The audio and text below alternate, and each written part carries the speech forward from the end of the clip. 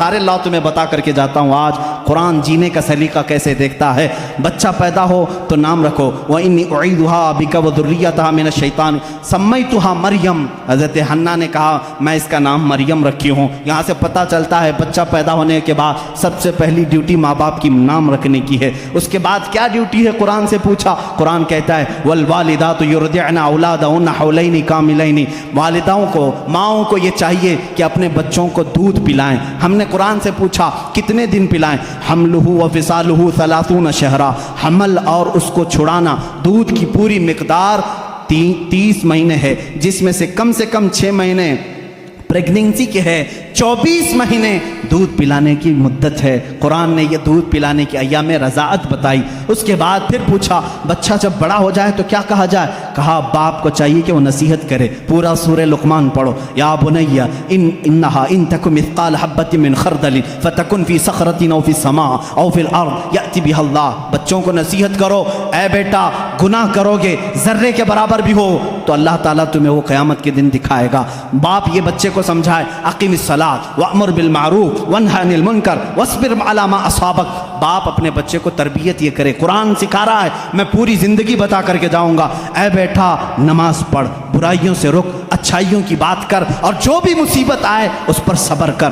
اور باپ کیا سمجھائے بچے کو، ولا تصعر خدک للناس ولا تمشی فی الارض مرحا۔ جب بات کرے کسی کے ساتھ منہ ٹیڑھا کر کے بات مت کرنا، ادب بھی قرآن سکھا رہا ہے۔ اور پھر قرآن کہتا ہے باپ اپنے بچے کو یہ سمجھائے کبھی بھی زمین پر اکڑ کر کے مت چلنا، کبھی کسی کو بلند آواز سے بات مت کرنا، کبھی کسی کے ساتھ چھیمی گوئیاں اس طرح نہ کرنا کہ تیسرا شک میں مبتلا ہو جائے۔ یہ تربیت ہے۔ اتنا ہی نہیں، پھر بچے کو کیا سمجھایا قرآن نے، ماں باپ کے ساتھ کیا کرے۔ قرآن کہتا ہے ہم نے فیصلہ کر دیا، قضا ربک الا تعبدوا الا ایاہ وبالوالدین احسانا اما یبلغن عندک الکبر احدہما او کلاہما فلا تقل لہما اف ولا تنہرہما۔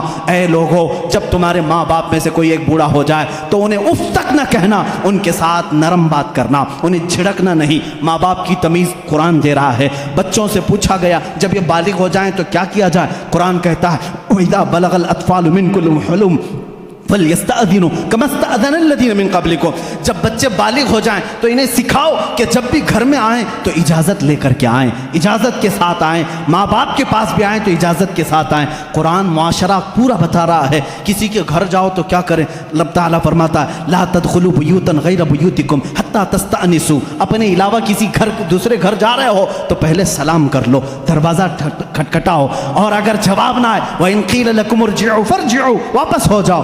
اتنا ہی نہیں، قرآن نے شادی کرنے کے بارے میں بھی کہا فَانكِحُوا مَا طَابَ لَكُم مِّنَ النِّسَاءِ مَثْنَىٰ وَثُلَاثَ وَرُبَاعَ۔ جب تم بڑے ہو جاؤ، استطاعت ہو تو تم نکاح کرو، جو تمہیں اچھی عورت لگے، 2 کر سکتے ہو، 3 کر سکتے ہو، 4 کر سکتے ہو۔ تمہارے لیے قرآن نے شادی کا نظام بتایا، اور اس کے بعد اللہ نے یہ نہیں فرمایا کہ کر کے چھوڑ دینا۔ قرآن یہ کہتا ہے ان یکونوا فقراء یغنیہم اللہ من فضلہ، تم نکاح کر کے لاؤ، اگر تم فقیر ہو تو میں تمہیں غنی کر دوں گا۔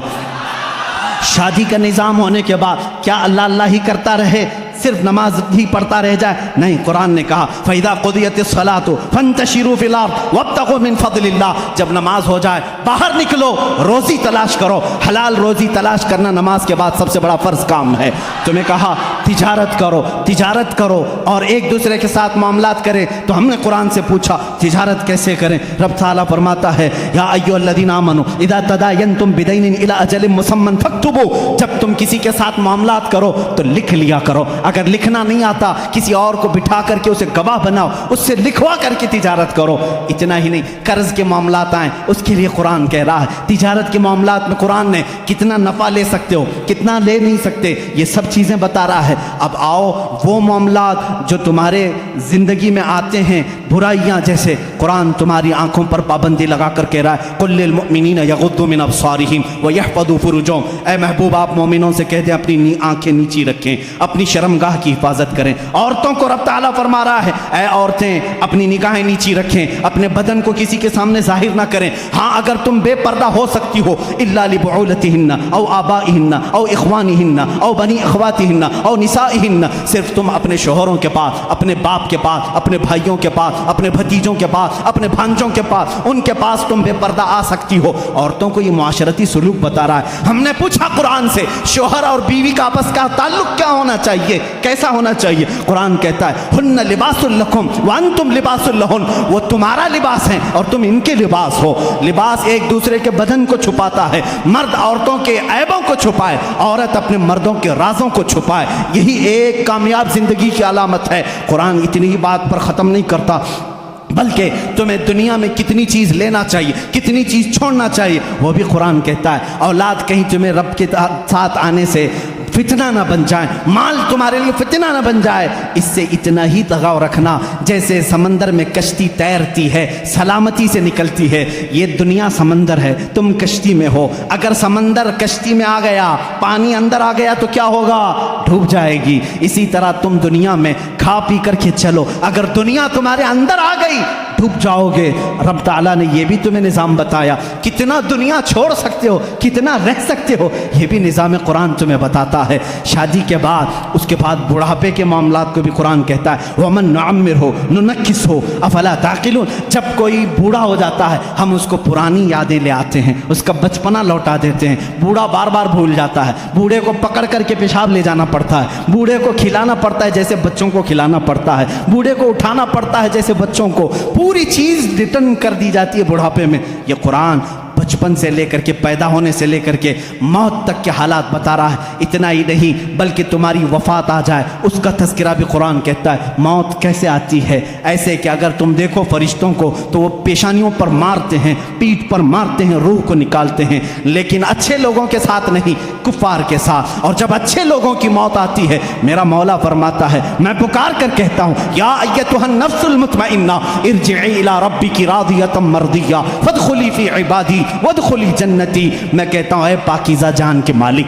आजा, मैं भी तुझसे राज़ी हूँ, तू भी मुझसे राज़ी है, मेरे बंदों में शामिल हो जा, मेरी जन्नत में दाखिल हो जा। ये मौत तक का तज़किरा हो गया। और उसके बाद जब कब्रों पर दफन कराते हो वहाँ भी कुरान तुम्हारा साथ नहीं छोड़ता, बल्कि कहता है अल्हाकुमुत तकासुर हत्ता ज़ुरतुमुल मक़ाबिर। ऐ लोगो, तुम्हें दुनिया कहीं गाफिल ना कर दे, तुम जाओ कब्रों की ज़ियारत करो, देखा करो। वो आज बड़ी ताकत के बावजूद भी बेहिस लेटे हुए हैं, तुम्हें कब्रों की ज़ियारत तक की बात बता रहा है।